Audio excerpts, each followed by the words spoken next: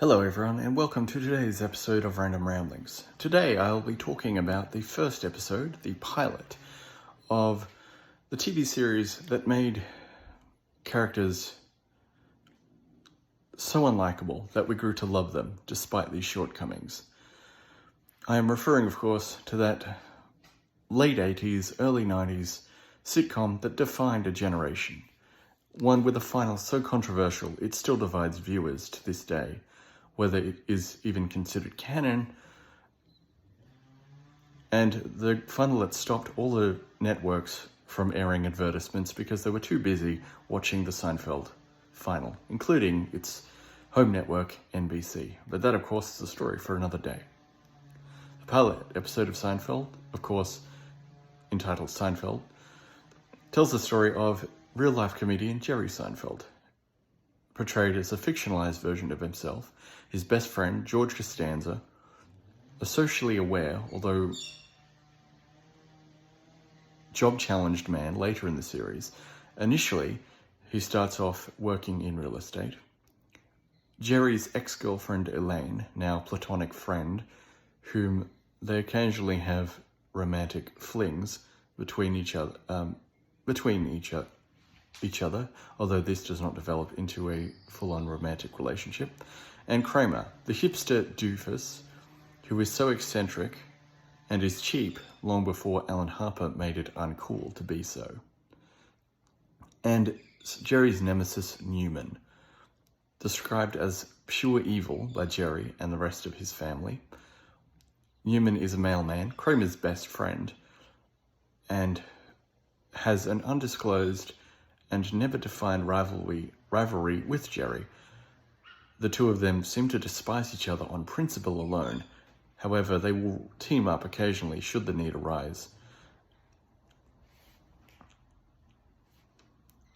The first episode focuses on Jerry and George at their favorite coffee shop, simply called The Restaurant. There, George muses about a button not matching his shirt, which Jerry comments on is ruining the whole shirt. George says that he doesn't realize that the button was there at the time when he bought the shirt, and that he liked the shirt at the time because of the color. They are interrupted by the waitress Claire, who upon being asked by George whether to be given, who insists on having decaf coffee, she tells him that it is very hard to remember the difference between making decaf coffee and caffeinated coffee, as she has to assign one hand to each task.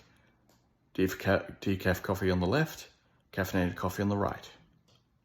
Decaffeinated coffee on the left, caffeinated coffee on the right. I may have gotten that wrong, but you get the point, she says in a sarcastic way. The two discuss Jerry's love life, a recurring theme throughout the series. Jerry, at this time, is told by a girl that he is interested in during a phone conversation that she has to see him, as she has an appointment the next day. George interprets this as Jerry having no chance with this woman whatsoever, as the term has to implies that she has to come down for her job, but Jerry is merely being used as a backup, a contingency plan.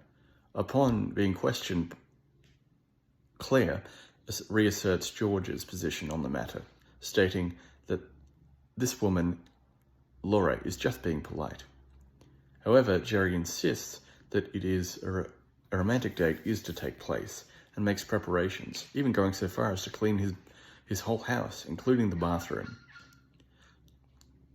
and even bothers to make up a separate bed for this woman, much to George's and Kramer's chagrin, who insist that if she is indeed coming over to stay at Jerry's place, that the option should not even be considered, as it relates to it having a separate bed. But Jerry, however, insists on being a gentleman, a rare trait, especially as the series continues, I must say, insists on being polite and charming. The woman, Laura, does indeed show up at the airport later that day, promptly taking George's advice a bit too literally, and being concerned with the greeting as to reflect the intimacy of their meeting, be it the full frontal hug, how long the embrace lasts, or the two clasped handshake, or the meat sandwich handshake. However, Laura promptly embraces Jerry warmly and says hello and shakes George's hand, which was the one thing George forgot to mention, much to his chagrin and embarrassment. He and Jerry help Laura with her bags at the airport, and Jerry and Laura are soon left alone at Jerry's place. Laura seems genuinely at ease with Jerry and asks to stay another night, to which Jerry gladly and hesitantly accepts, as he is trying not to get too excited about this meeting with this woman. She asks for wine, to which Jerry agrees, and she turns the lamp down, setting the mood to Jerry's perception of being a romantic evening with this woman, who, I must say, Jerry has done a very good job at this point of hiding his excitement, trying not to blow the date. However, Laura then gets a phone call, to which Jerry answers. He passes the phone over to her, and it soon transpires that Laura is engaged. She tells Jerry not to get engaged, stating that you have to think in terms of we in relationship to your partner, and that your freedom is essentially thrown out the window. She also states that she cannot wait to go on the boat ride, a boat ride that Jerry is taking her on the next day after her work meeting. Jerry can only repeat in dismay, "You're engaged," thus ending the episode, unless you count the stand-up routine Jerry does before and after each episode in the initial 4 seasons. The first episode was quite good, setting up Jerry's character and George, and even a little bit of Kramer. The initial seasons of Seinfeld focuses on the characters being involved in everyday mundane situations that we can all relate to. This trend continues throughout the series, although as the series progresses, the characters' negative traits begin to show themselves. George, losing his job, constantly having trouble maintaining jobs, being a compulsive liar, and having bad luck with women, and being a cynic, especially with his relationship to Susan. More on that later. Jerry, having multiple relationships with women and breaking up with them over the most superficial and ridiculous reasons.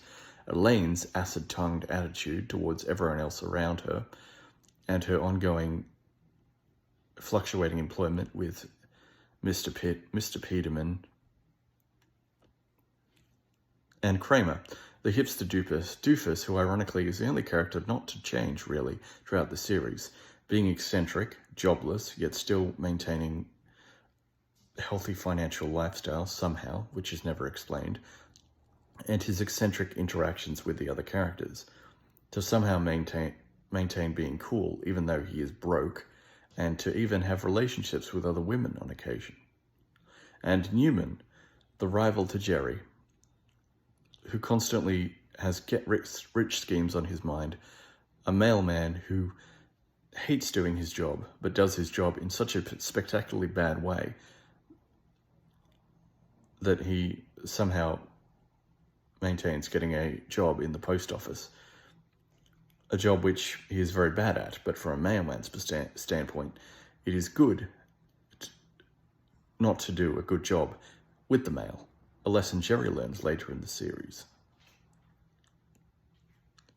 Well, that was my review of the pilot episode of Seinfeld, entitled Seinfeld. I hope you enjoyed.